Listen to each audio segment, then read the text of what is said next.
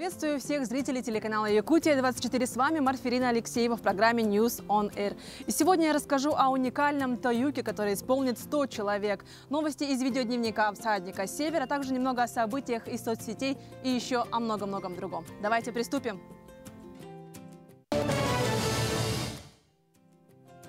100 таюксутов разных возрастов исполнят в едином ритме таюк на слова кюнде. Специально для эфира News on Air нам отправили кадры с генеральной репетиции эксклюзивного концерта. Давайте же посмотрим, что подготовила кафедра дыхания предков и чем на этот раз нас удивит Арктический институт.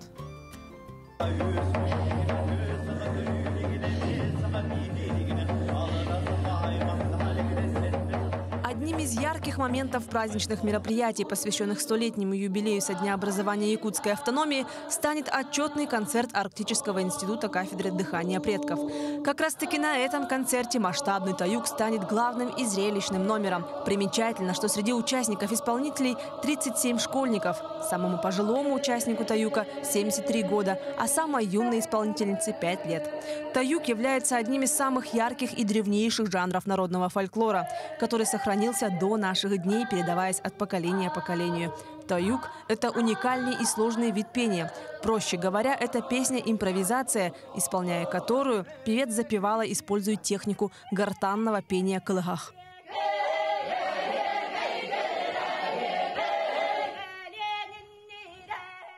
Таюк всем очень понравился, потому что этот наш архаичный мотив,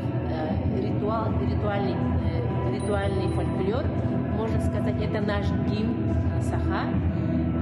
Очень всем так понравился и очень трогает всех наших исполнителей, потому что якутский язык очень красив и силен. Вот это фишка нашего концерта, можно сказать.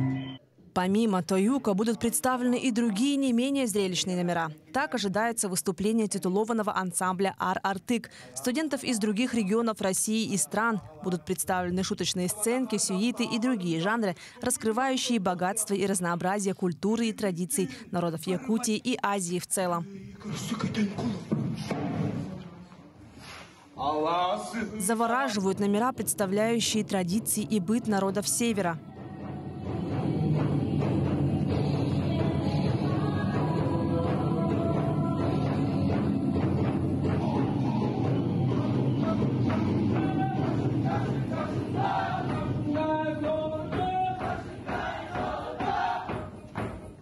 Восхищает и музыкальное сопровождение номеров. Это горловое пение и звуки бубнов и других национальных музыкальных инструментов.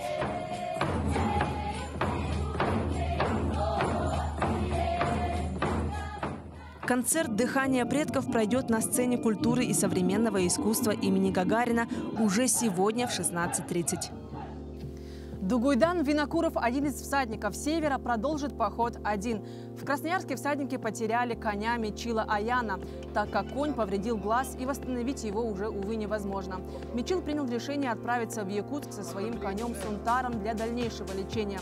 Транспортировку организовало Русское географическое общество. На предложение купить нового коня и окончить поход на другой лошади Мечил отказался, так как принципиально цель и миссия проекта заключается дойти до Москвы именно на одной лошади якутской породы. Поход «Полюс холода Москва» на якутских лошадях продолжается. Дугуйдан и его два коня Хастах и Хонор чувствуют себя отлично и полностью готовы к финальному маршруту. Сегодня Сунтар с Мечилом уехали. Вот остались Хастах и Хонор. В комментариях видел очень много, не очень много. Комментарий один, то, что лошади исхудали, не могут дойти. Так вот, друзья, не пишите такие комментарии. Вот лошади стоят, как видите, состояние у них очень хорошее. Вот, за 12 дней они вот так вот очень хорошо поправились. Мне кажется, они даже набрали вес. Вот. Хонор стоит. Он тоже живот набил. Вот он. Хонор. Кстати, я еще сделал подковы. Вот, задний и передний. Да. подковал. Все красиво. Вот я только что их расчесал, и вот столько шерсти. Это шерсть хастаха, это шерсть хомора. Вот. Продолжу путь свой послезавтра. А в социальных сетях распространилось видео с большим табуном лошадей якутской породы. Как оказалось, впервые Алекокёльский конный завод Среднеколымского района продал лошадей в количестве в 100 голов. Покупателями оказались индивидуальные предприниматели Сабыйского района. Со слов сотрудников конного завода, в Абыйском районе после сильнейшего снегопада погибло очень много якутских лошадей. Сейчас в районе ведется работа по восстановлению разведения коней. 21 апреля табун лошадей наземным путем отправился в Абыйский район, поселок Белая гора. Предположительно, лошади должны прибыть на место 27 апреля. Для того, чтобы дойти до Белой горы в минимальный срок, коневоды самостоятельно пролаживают дорожку с помощью снегоходов. Отметим, Алекокёльский конный завод существует с 1990 года. Это самое большое предприятие по разводу лошадей. Сейчас в хозяйстве содержится 700 коней якутской породы, а также 60 голов коров, также якутской коровы. Представители 20 районов республики приняли участие в республиканском конкурсе «Традиции народов Саха». Рисунки и сказки детей со всей республики поразили членов жюри. По итогам конкурса было решено выпустить сборник этих индивидуальных работ. Более 300 художественных работ поступили организаторам республиканского конкурса «Традиции народа Саха». А еще, согласно положению, 45 работ сказок. В марте этого года городская детская модельная библиотека объявила республиканский творческий конкурс «Традиции народа Саха». Больше всего работ поступило с Смирненского района, Сунтарского, Салданского и Смирнгринского. Так идея Любовь Алиференко выросла из небольшой задумки в настоящий конкурс, разумеется, не без поддержки друзей и спонсоров. Работы очень разные и по возрасту, и по содержанию. Работы очень красивые, очень талантливые. Выбирать очень сложно. И приходится нам, уже второй час сидим, мы разделили эти работы на номинации. И сейчас будем рассматривать их по каждой отдельной номинации. Среди них члены жюри с радостью увидели изображение алекминского символа Эсеха Аланхо. Интересная работа лично для меня показалась. Работа ребенка из Сунтарского района, в котором она показала наше дерево Алдуб Хатынмас. Не менее интересными стали и сказки. По словам членов жюри, выбирать победителей будет очень сложно. Стиль сказок у них как бы выдержан. Да, выдержан. Это поучительные все, имеют последовательность в плане, чтобы научить людей, детей. 3 особенные работы ребятишки из Татинского улуса. В нашем конкурсе приняли участие дети дождя.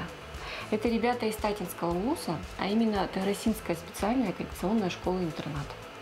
Нас очень впечатлили их интересные работы, которые мы обязательно тоже отметим. Такие работы нельзя оставить без будущего. Крайне важно, что продумано и это. По итогам конкурса мы выпустим сборник, куда войдут и сказки, и рисунки победителей. Елена Фаст, Максим Копылов, Алекминск. Танцующая легенда Севера, легенда 20 века. Как только не называли ансамбль СРЛ. Образованный среди студентов вокально-танцевальный ансамбль в этом году отмечает 50 лет. Моя коллега Полина Долинская встретилась с участниками коллектива, которые поделились своими воспоминаниями и рассказали, что они готовят на свой день рождения. В далеком 1972 году балетмейстер Александра Махачунова собрала студентов медико-лечебного и историко-филологического факультетов ЕГУ, ныне СВФУ, и организовала вокально-танцевальный ансамбль со звучным названием «СРЛ» – «Сияние». Первый свой концерт коллектив дал в честь дня рождения Владимира Ленина. И после этого ни одно городское мероприятие не обходилось без их участия. Собрались люди разных профессий. В то время были они студентами разных учебных заведений. И они собрались вокруг Александры Махачуновой и создали вот такой замечательный коллектив, который впоследствии стал вот именно легендой якутского искусства. Слава об ансамбле разлетелась по всему Советскому Союзу, а также далеко за его пределы. Якутским солистам и танцорам рукоплескали на Олимпиаде 80 в Москве, в концертном зале Кремля и в далекой Панаме. Первая поездка за границу оставила несгладимый след в памяти советских студентов из Якутии. И, находясь уже в почтенном возрасте, вспоминают ее, как будто бы это было вчера. Несмотря на то, что почти полвека прошло, впечатление, как будто это было совсем недавно. Особенно это племя хуна. Они говорят, и танцы у нас похожи, как у вас, да, есть. А мы у нас хомус играли еще. А у них-то есть вот тоже, такой да, тоже инструмент есть, тоже барганный. И поэтому, говорят, мы очень похожи, да, у нас очень схожие есть. Так что все очень-очень друг другу очень нравится. Кроме танцевальных номеров, ансамбль исполнял музыкальные номера для хора. Все песни и танцы СРЛ сопровождались игрой народных инструментов. Успехи коллектива в национальном танцевальном искусстве стали основой для создания государственного ансамбля танца Якутии, ныне театр танца имени Сергея Зверева. На базе вокальной группы образовался знаменитый ансамбль Туймада. СРЛ раскрыл двери в мир танца многим самодеятельным танцевальным коллективам всей республики.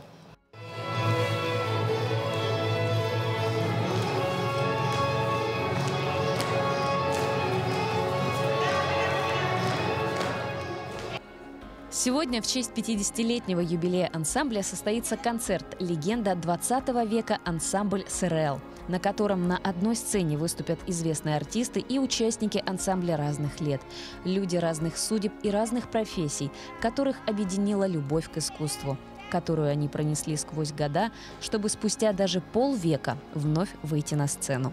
Полина Долинская, Григорий Николаев, Якутск. Ну что ж, на такой колоритной и творческой ноте наш выпуск подошел к концу. Встретимся завтра в это же время в эфире телеканала «Якутия-24».